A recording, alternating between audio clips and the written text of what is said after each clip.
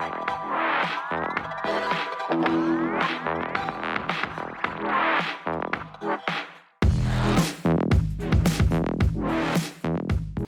you think it's just a buyer and a seller that get involved in the real estate transaction? Well, it takes a village. It's the real estate show.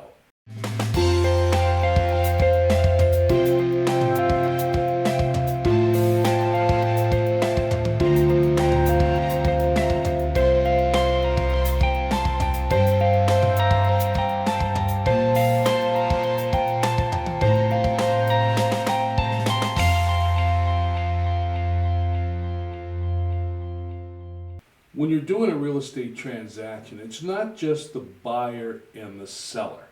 Welcome to the Real Estate Show. My name is Rick Naples. I am the owner-broker of Zone Realty LLC. You zone your home. The transaction itself is a lot of paperwork that moves between people, and there are a lot of events or things that need to happen in order for a real estate transaction to come together. So, of course, the most important two people that are involved in the transaction are the buyer of the home and the seller of the home. But behind them stands a team of people that are involved in getting the whole deal to an actual closing. And this could be a number of individuals. Most of the key players, of course, are the realtors that are involved, both representing the buyer and the one representing the seller. Then, of course, you have the two attorneys, again, buyer side, seller side. For the buyer, you have people like the home inspector, tradespeople that get involved to give any estimates on potential repairs. You have the paralegal of the attorney on the buyer side. You have the appraiser. You have the mortgage officer. You have the underwriter of the mortgage. You have a lot of different things that get involved on the buyer side. On the seller side, as I said, you have their attorney and their paralegal. You have the title search company. You have a lot of different things that are involved on the seller side. And on top of all that, once the transaction gets completed and the deal actually closes, you now have other people that get involved in the home as the buyer begins to move in. So it's not just the buyer and the seller. As I said in the beginning, it takes a village. It takes a bunch of people to get together and all do their individual jobs in order to make the deal happen. So let's break it down a little further. Let's talk about the buyer events. Now, what I mean by that is, as a buyer of a home, first thing you're going to do, obviously, is search for one. You're going to hire a realtor, and the realtor is going to help you find the home that you're looking to purchase. And they're going to talk to you about what your wants are versus what your needs are, and the things that you're specifically looking for in a home you wish to purchase.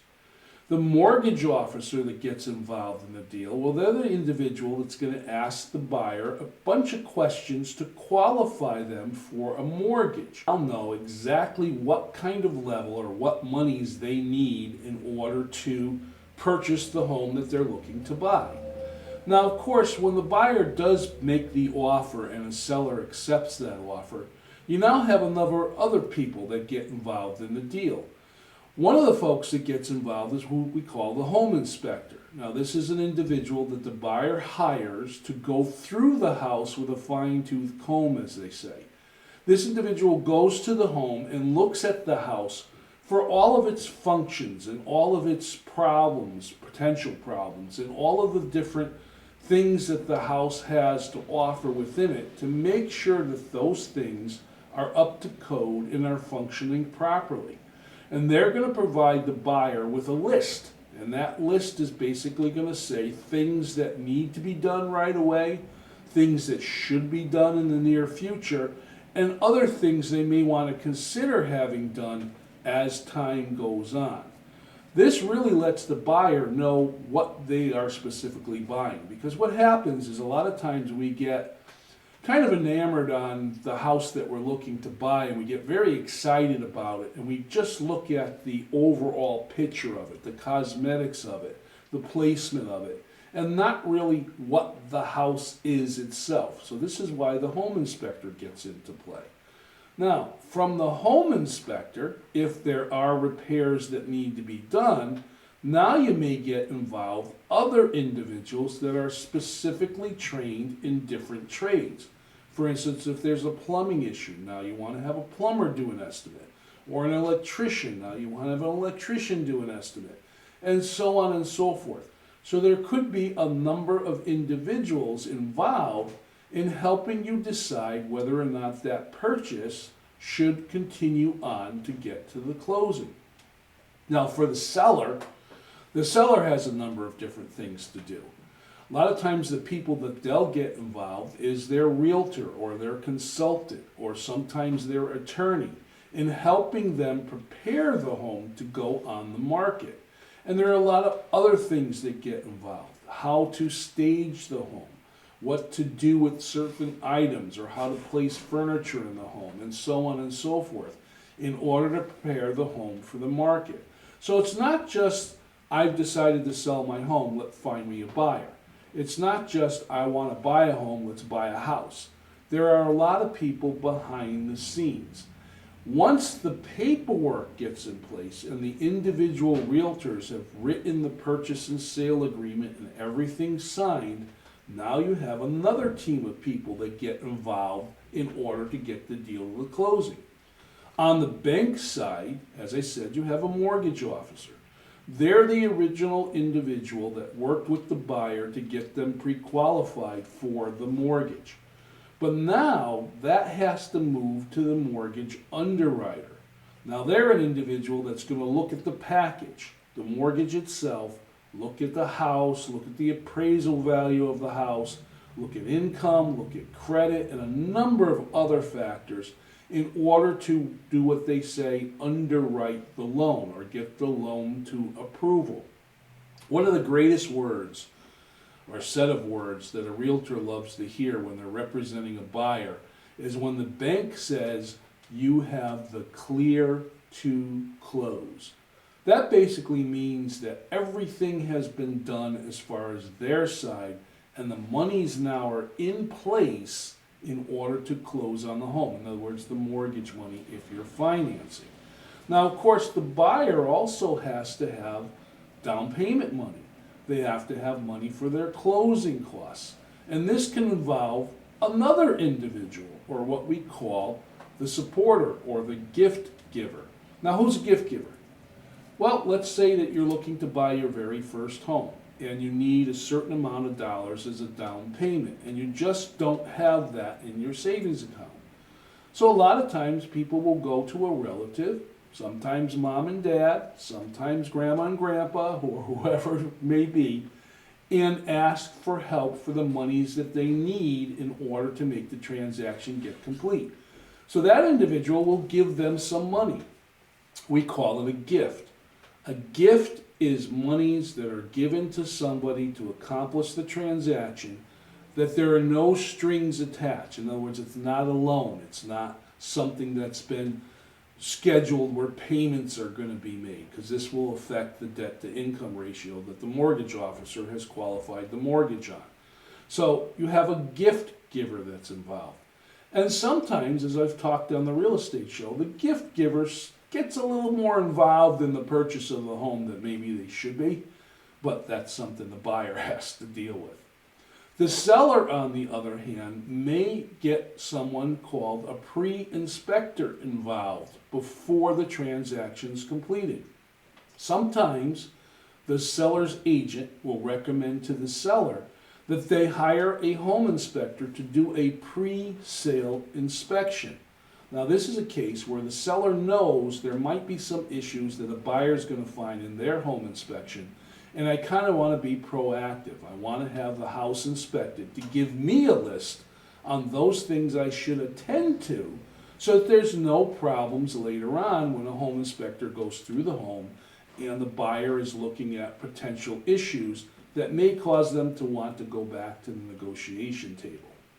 Let's take a look at this presentation on the multiple people that are involved in the real estate transaction.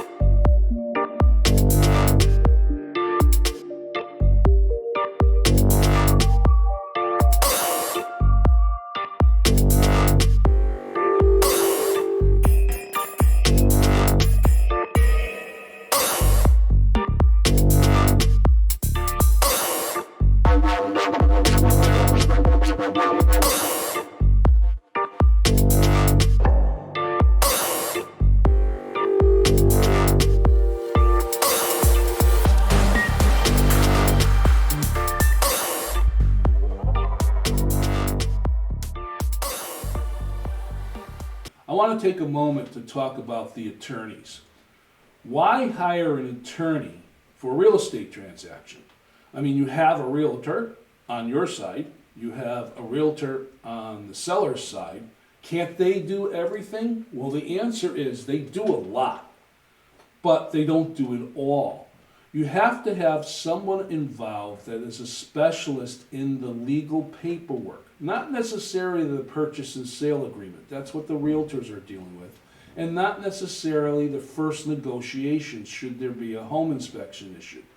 I'm talking about someone that gets involved to look at all the legal stuff that's involved when you're closing on a home. Now, the attorneys are going to go through all the paperwork that the buyer needs to sign. They're going to make sure that they're protecting their client, the buyer, against what the bank has written as a mortgage and look at it and make sure everything that's in order. They're also going to do a title search. The title search says that the house has free and clear title. In other words, the house can transfer from one owner to the other without any problems or encumbrances attached to it. You know, a lot of times someone will live in a home for years, and if it's a situation where the house is in probate, it's being sold by the court, or it's an inherited house, there may be a trail on the title of people that need to be cleared off. I've even found in my career that sellers aren't aware of an old mortgage that's not even theirs, that when they bought the home, their attorney missed, and it was never officially cleared off the books, and it could get in the way of being able to get that title to transfer to the new owner. So that's a very important thing that the attorneys do. Another thing that they do is they'll set up what's called title insurance. Now, the title insurance policy is there that the buyer is paying for within the mortgage to protect them against anything that should come up that maybe wasn't found in the initial searches. And you go ahead and you close on your house, and then you find out there's another owner somewhere that has some ownership of the property or the house or some type of attachment to it that was never cleared. So the title insurance will kick in to protect you about that. The other thing, of course, that the attorneys will do, both on the seller side and the buyer side, is they get together to coordinate everything. When you're going to close, how you're going to close, are the monies all in place, is the bank paperwork in order, are you ready to close, is the seller ready to close, and so on and so forth. They play a very important part. And I do want to mention the paralegals. The paralegals, those are the folks that work behind the scene with the attorney to assemble everything together. So they're important. So now you have a team of people involved on the buyer side, a team of people involved on the seller side, and the attorney and his team of people involved on both sides to make the deal come together. Let's look at this quick presentation about attorneys, and I'll be back to close the show with a few final thoughts.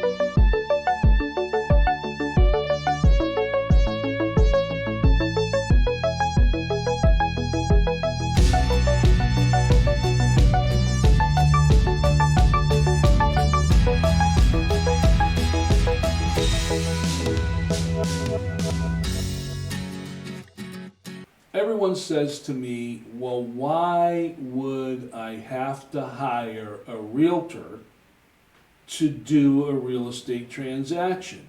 You just told me, Rick, on the real estate show that the attorney does a lot of work. Why can't I just work through my attorney? Why do I need a realtor involved? Well, you need a realtor involved for a number of different reasons, and I can do a whole show on why realtors are important. But let me just say this. When you're first going to look for a home as a buyer, it's very confusing. There are a lot of houses and a lot of options out there for you to look at, and you need to sort through it all. You want to have a professional standing behind you that has done a number of real estate transactions and has looked at hundreds of different homes to give you advice and guidance when you're looking to pick that home you're going to purchase. But before you even pick the home that you're going to purchase, don't you want to have access to everything that's out there that may be a possibility for you? You can spend hours searching on the internet, looking at websites and homes for sale and what their features are, what their prices are, and locations, and so on and so forth. It's a lot of time.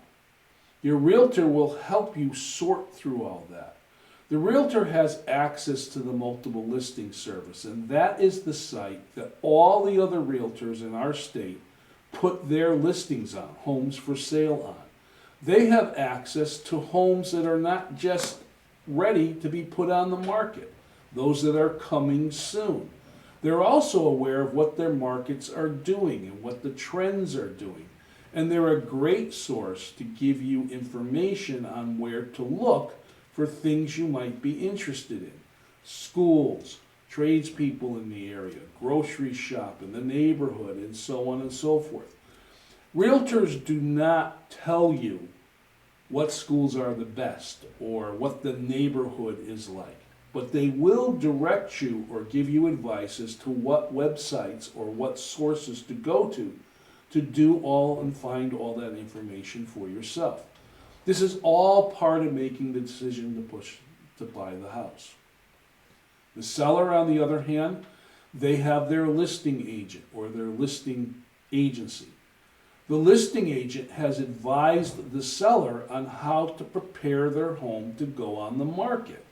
Again, this individual has experience in listing homes and getting them sold for the seller and knows what will work, what won't work. It helps the seller avoid wasting a lot of time by doing things that may not bring them buyers. But also, too, the seller's agent has access to the buyer's agents, those people that are representing folks that have the ready, willing, and able ability to buy their home. So the realtor gets very involved in the deal. One of the other things that the realtor does is just be someone to talk to. You know, sometimes the real estate transaction can be a very stressful period of life, both for the seller and for the buyer. And it's nice to be able to have someone who's a professional in the field to talk to and ask questions.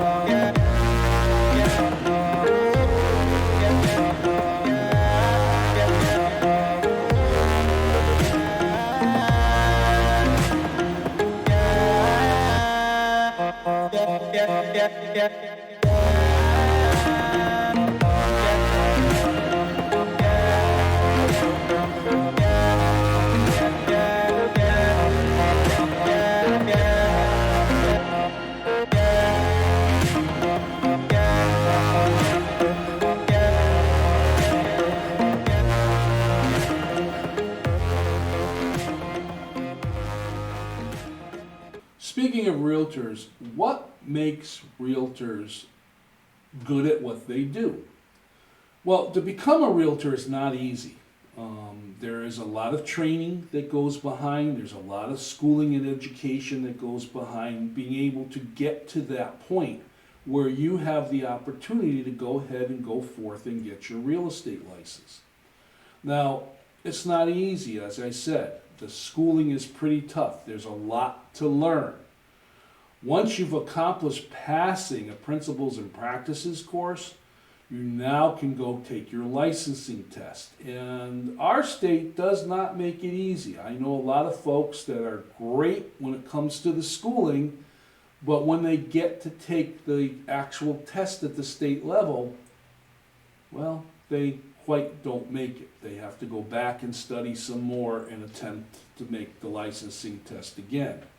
Once they get their license, they've graduated their principles and practices school, they've been invited to take their licensing test, they've gotten their license, now they're going to work for a brokership and they have to be trained on procedures, they have to be trained on paperwork, they have to be trained on how to search, show, or sell a home.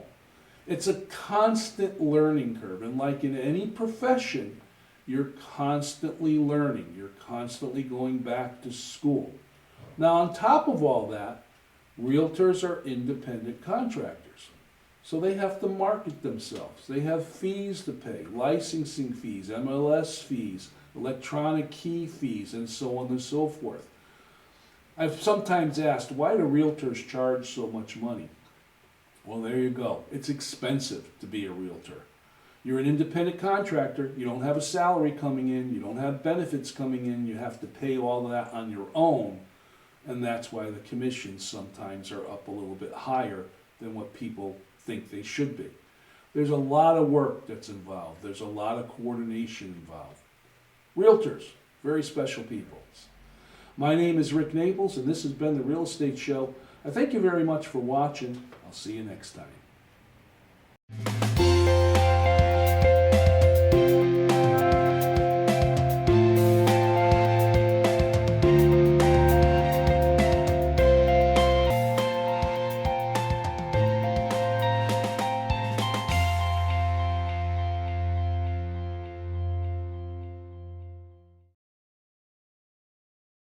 The Saybrook Fish House in Canton has been serving fresh seafood, chicken, and steak entrees for 34 years, offering 3 cozy dining room settings, a newly renovated pub with craft beer, wine by the glass, specialty cocktails, and a lighter fare menu.